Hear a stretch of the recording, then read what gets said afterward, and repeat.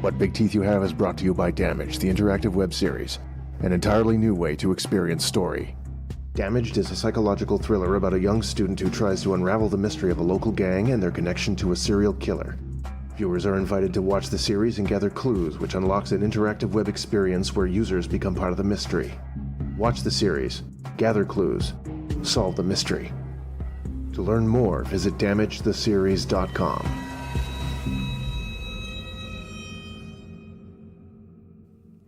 I'm Robin Reed, and this is What Big Teeth You Have.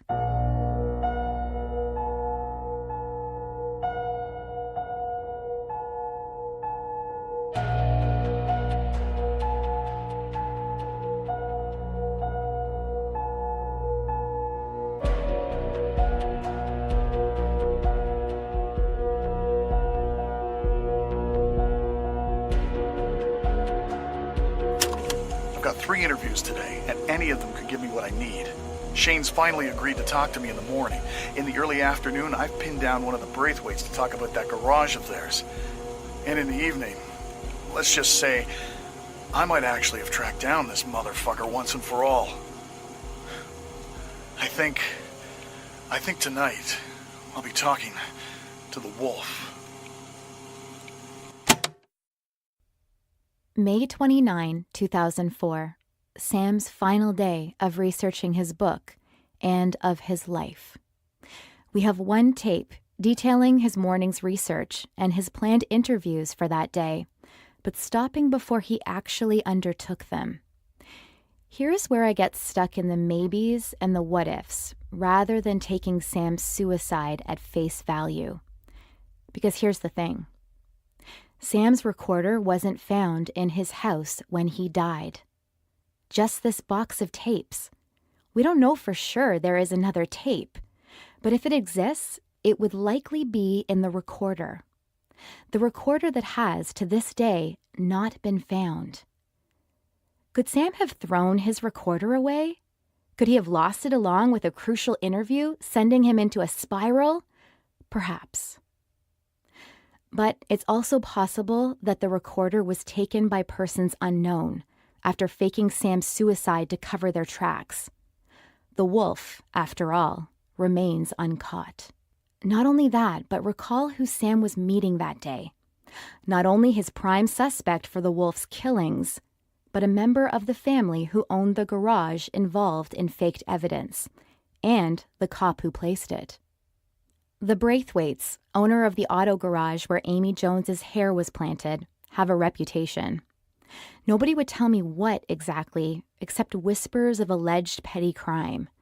I had a run-in with one of the family myself, Frankie, one of a number of adult sons who were children when the wolf killings happened almost 20 years ago, and even when Sam was writing his book 5 years later. So, not a suspect, yet definitely an asshole. The day I went to meet Frankie, the batteries died on my recorder. Needless to say, his language isn't worth repeating. It's worth noting, though, that this was accompanied by the fine young gentleman grabbing his crotch. Yeah, not a charmer. Though considering I'm digging into a case where his father was considered a suspect, yeah. According to Sam, Frankie was a cute kid 14 years ago. I keep approaching this Braithwaite guy, surrounded by these 3 little kids of his wife up the river on domestic violence charges. He paints a pretty sympathetic picture of himself as a single dad trying to get by, and he's slippery. He's rescheduled with me like 100 times. I bet he thinks I'll give up. I don't trust this asshole as far as I can throw him, and I don't think I could even pick him up. So yeah, Sam didn't trust the Braithwaites. Could there be more to their garage, to the cops' theories that it was the site of Amy Jones's killing? We can't know for sure, but that's a possibility. Another possibility. Sam hated the cops on this case, but he reserved special ire for one in particular, Laura Shane, the uniformed cop caught planting Jones's hair at the Braithwaite garage. Shane received a slap on the wrist, and Sam, well, didn't like that. Laura Shane should be prosecuted within an inch of her life. Hell, she should be charged with accessory to 4 murders, since they might have caught this asshole way earlier if she hadn't tried to fake the evidence at the garage. So yeah, Shane was Sam's second interview of the day. Might she have become angry, had words with Sam that evolved into something more dangerous? I have no idea. And thanks to Detective Shane's refusal to sit down for an interview, I can't speak to my own faith in her guilt or innocence in the matter. And finally, the wolf. Sam was meeting with a figure that shows up in his notes only as X. My theory is that X is a witness the cops didn't believe, who Sam kept talking to. Either way, Sam's last interview was scheduled to be with X, and Sam has implied earlier that his final interview of the day might be the wolf. Might this be true? Could Sam have lured a killer to his home and provoked him into killing to protect his secret? The question remains, and will continue to remain until the case is solved or until that missing tape is located. So, did Sam end his life? Might there be more to this story? Or is his death just a tragic act of self-annihilation? Will we ever actually get closure? Or will Sam's story, like the story of the wolf, for his victims and their families, remain an unfinished sentence, a semicolon hanging, awaiting an answer forever?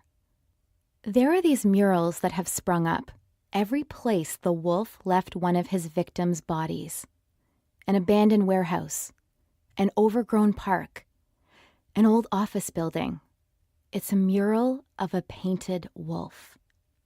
I've gone out to look at them once or twice while researching this project, and more than once I've seen bored college kids drinking and laughing there with no idea. But I think the murals are there to remind us, even if the killer was never found, remember the dead, and don't let their stories end unfinished, in a semicolon. Incomplete. I don't know if Sam ended his own life or not. I don't know the identity of the wolf or the intentions of the officer who planted evidence, or why Sam's family saw no justice after his sister died. I know nothing.